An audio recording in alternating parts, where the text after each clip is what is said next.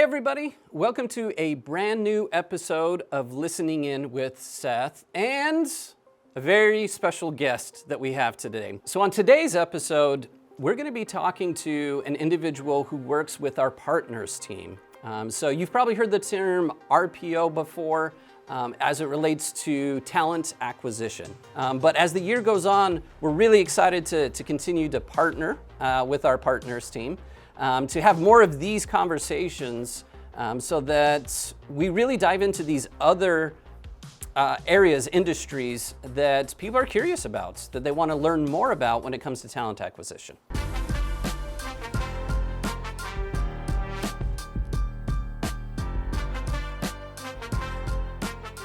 So the individual that we're going to have on today is phenomenal.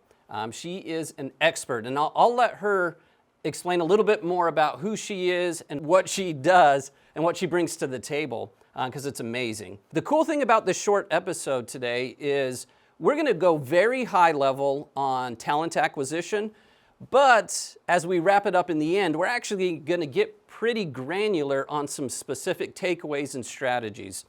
So really excited. Happy New Year. Glad that you've joined us, and let's dive in. Emily, with that being said, I did not do you justice with the introduction, and I know you're very humble, but please give us an introduction of who you are and kind of your background, what you bring to the table, and your experience. Sure, thanks. Happy New Year to you as well and to everybody. I'm Emily Gordon. I'm the Senior Vice President of Talent Partners, and I have about 25, 28, many go on to the 20s, about as long as it took Michigan to win a championship, Seth.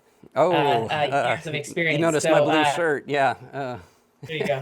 But I've been working in the talent acquisition space my whole career, and work from a Lean Six Sigma perspective, so process and automation, refinement, efficiencies, things like that. But I've done everything from high-tech recruiting myself in an agency space all the way through helping larger companies, global companies, hire 60,000 people in a year. So obviously with that number of years of experience and all the different industries that you've worked in, tell us a little bit. I mean, you've worked with a lot of recruiters. You've been on the phone with a ton of candidates over the years. I mean, thousands. So give us a little bit of an idea of how you coach recruiters and train them to have good conversations with people. Like, I don't know if you have a nice acronym that you like to use or what. Just give us a high-level overview of how you train them up to have really good conversations with people. Yeah, I think one of the most important things is to get people comfortable with the phone.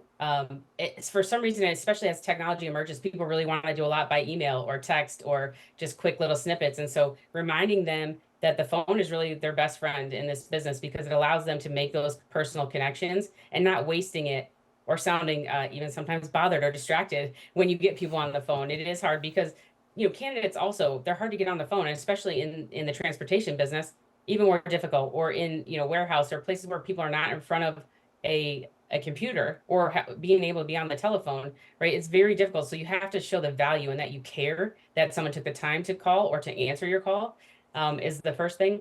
And also really focused on not being transactional, right? So a lot of times we'll hear people go through a checklist of, do you have this? Do you have this? Do you have this? Do you have this? And it's all about what they need versus what does the person you're talking to want, and how, if they're not a fit right now, are they still going to be a fit for you when you find the right part of the Rubik's Cube that comes together? And are they going to remember you as different?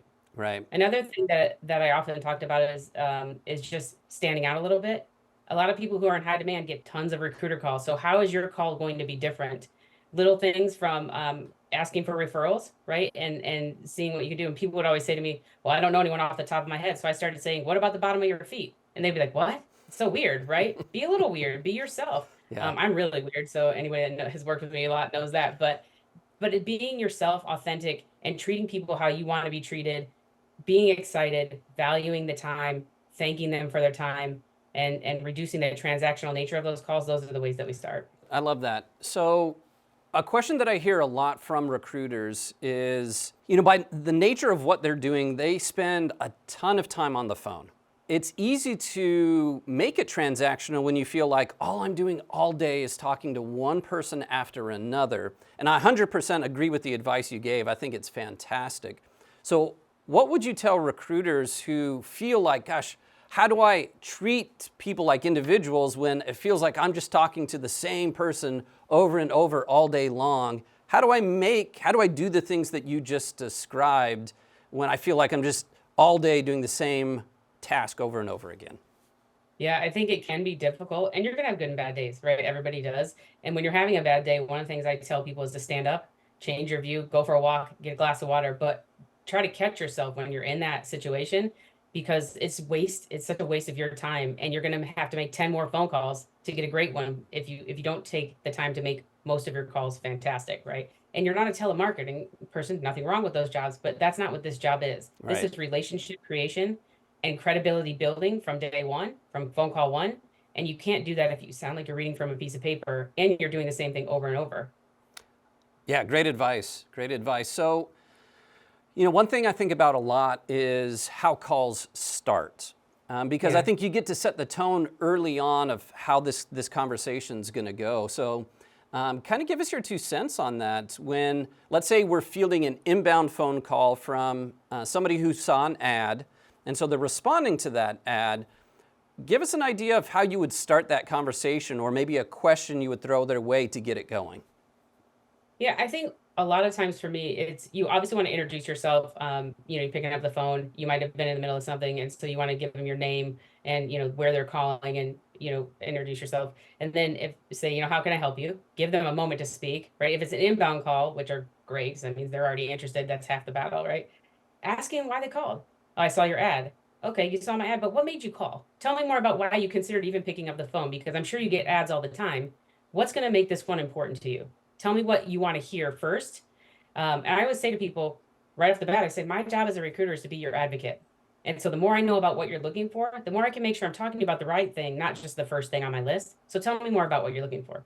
It's the same questions. You're going to get the same answers to things: money, commute, shift, location, um, brand, something like that, right? You're going to get all of those motivating factors from somebody, what we used to call back in the day hot buttons, right? What are they Yeah. looking for? They're going to tell you. And usually the first and second thing that come out of their mouth are important. There's a 3, 4 that you're going to get to when you build a conversation with them. Candidates in general tend to be looking at multiple positions at once, right? They want to find the best fit for themselves, along with all the criteria that you just described.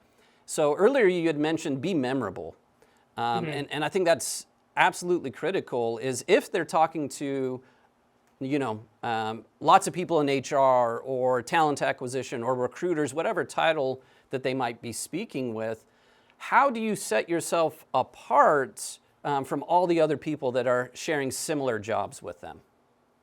Yeah, I mean, I think there's a lot to it. One is acknowledging that they're probably talking to a lot of people and saying, "Hey, tell me more about what else you're looking at," and understanding what you're kind of up against and maybe what they're interested in, or why they haven't already chosen that job because they probably could have, right? So why are you still looking if they say that? I think the other is building credibility very quickly, saying, "This is the next step, and then I'm going to do this," and walking them through what's going to happen, and then actually executing on those things when you said you were going to. Those are things that build people's trust with you, and it takes away the guesswork. We often get numb to the process of getting a new job. It's one of the most nerve-wracking things people go through in their whole life: Yeah. kids, marriages and divorce, moving, and taking a job. And so we do that all the time. I always grew up, don't ask somebody how much they make. Yeah, that's not inappropriate. Well, my line of business, that's the one of the first, hey, how much money do you make? People are like, hey, Yeah. that's not, but those taboo topics are things we're talking about. Why do you not like where you currently work? I'm not supposed to talk about that, right? So it's giving them that comfort level that your job is to be their advisor, your job is to be their advocate. Perfect. Yeah. Love that. So the call that we're going to listen to, so normally on this show, we've been very focused over the past couple of years on drivers, and then started to transition a little bit into more technicians, mechanics. But as time goes on, it becomes even more broad, where we're just talking about talent acquisition, because what we've found is so many of these tactics, tips apply to so many different industries. It's not like it just applies to this one. We're just working with people. And so naturally it applies in lots of different areas. So this particular call is with a potential yard worker. And so real short call. So we'll listen to, I think it's 2.5 minutes.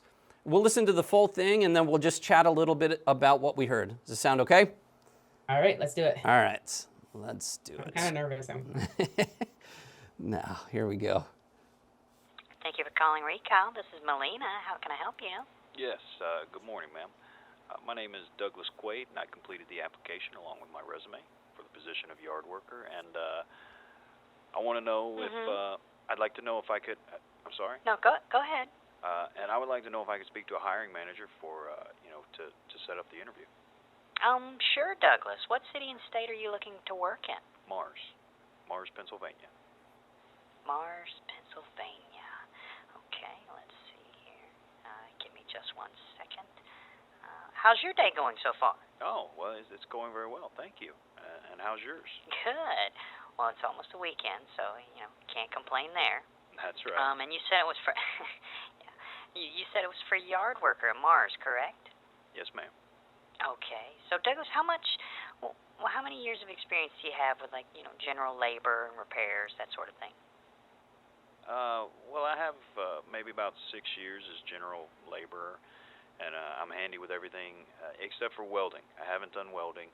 That's pretty much the only thing I haven't done. Okay. But hand tools and everything else like that? Yes, ma'am.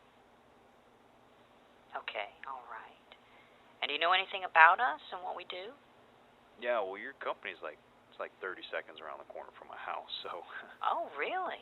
Yeah, so I know you guys. How convenient. Yeah. So I know you guys are mini storage. You guys, you have connexes, Yeah. correct? So we do the storage unit for the division.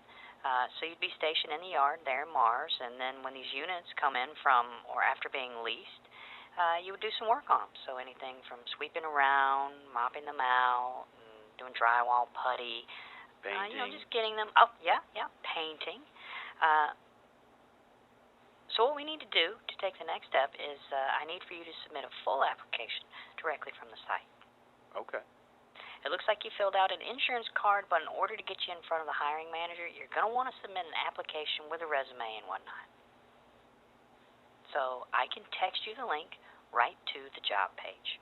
Okay. In the right-hand corner, it says Apply Now. So just click that to get started. You can text me at the number that you called me on to let me know when you've submitted your application, and then we can get started working on it. Sure. Does that sound good? Yeah, that sounds good. All right, Douglas. Well, I'll send that over to you shortly. Well, thank you very much. You have a great day. Thank you. You too. Bye-bye. So, short call. I think there's some good things. There's some areas of opportunity, but lay it on us, Emily. What'd you think? If I'm being honest, I was distracted for the last 30 seconds because for me, I already was like, oh, okay, I can see where this is going. So that's not the best sign in the world. I do think they checked a lot of the boxes, right? They articulated where on the application you might want to go, things like that. I didn't hear them ask anything about why they're looking or what in a job they wanted or really even their experience in a way that was, if I was talking to a hiring manager to try to tell them why I selected this candidate, would say, hey, they've worked on this kind of a project or it's very similar. All I know is it's 30 seconds from their house. They like painting. They had a little bit of awkward silence, jogging back and forth. And we're still not to an application. And we haven't talked about those hot buttons that I would think. So I think there's a lot in there, opportunity-wise. It was a pleasant call. Yeah. It got, it got some information there. I think the person knew what their next steps needed to be, but I didn't feel like the recruiter was invested in what they could do to help that person with their next move. Yeah, I heard some very similar things. I felt like initially when it started, it was going to be, I'm going to check off boxes, but then they were able to kind of bring it down to a human level, right? To kind of talk about, oh, the weekend's coming up and kind of make it more of a comfortable environment. So I thought that was good. I was surprised by the end that they kind of talked about next steps, like go do a full application, and then you text me when you're done. Mm-hmm. So there wasn't a whole lot of reciprocal, like, hey, here's your next steps, here's my next steps, to make sure that we're really moving this thing forward. I don't know, what do you think about the ending of the call? How could they have maybe ended it differently? Yeah, I think what I would have liked to have seen is I'm going to be watching for your application to come across what's email and phone number so I can make sure in the system I'm ready to look for it. That way you also get that information. You can follow up with them to making sure you have what you have is correct in the system, because sometimes it's not. what is the best way you like to be contacted, and what time works for you. So you're already closing. The recruiting in this instance, in a lot of places, really even hiring manager interviewing is sales as well. You're selling your company. You're selling what it's like to be an employer or an employee at that company. You want to talk about the other benefits and things that there are to offer. So I would have wanted to see more closing. So what we have a few opportunities in that area. Let me tell you a little bit about what we have. Once you apply, I can make sure that we're ready. But tell me which one of these 2 or 3 sound right to you. If because they didn't ask those questions in the beginning. And so I think there's that always be closing mentality, right? Like, am I leading someone down the path of taking a job with me, and with our company or with our client if we're recruiting for them? And how am I doing that? And again, it should be an exchange of information and an exchange of next steps. Like you said, she was very directive in what she needed from that person, but there wasn't a lot of commitment on their side to say, and here's what I'll be doing to make sure that we're ready as soon as I get that so we can move right forward. So as a longtime leader and coach, you know that when you give somebody 12 things to go work on, they don't get any of them done, right? Because that's just too many. So if you were to be working with this one individual, to pick out one thing to start with on, hey, let's just really work on this aspect of the call, what would you help coach them on? It would be around gathering those hot buttons or those pieces of information so you know what to talk about. So I would say, I want you to concentrate less on filling out the form and more around learning about the candidate so that you know what to talk to them about. Because in this case, this customer may have 300 openings a year, right? So if that's the case, it may not be this one, but the next time you start to build that database of people and you know what to call them for. So I think if I only could pick one, I would say I would like you to get out of phone calls knowing those motivators for people a little bit more. Well, I really appreciate you jumping on, Emily. Like I said, you're a wealth of knowledge. I could talk to you for hours about this, about phone calls, about how to create a better experience for the candidate. As we wrap up, any last thoughts you wanted to share before we end it? I think it's a great exercise, and nobody really likes to hear themselves on the phone, but I think it's really something that people should deploy more, which is going through and auditing yourself, listening. Would you buy from you, right? Or would you work for you? And I think those things are really important. So I like what you're doing, and happy to help. Thanks for having me. Yeah, of course. We'll do it again. So thank you so much. Well, we appreciate everybody joining us. We'll continue to bring lots of talent acquisition thoughts, ideas, challenges to you. And we'd love to hear back from you what you think. So let's continue to grow together and get better and create great experiences. And we'll see you next time. Thanks.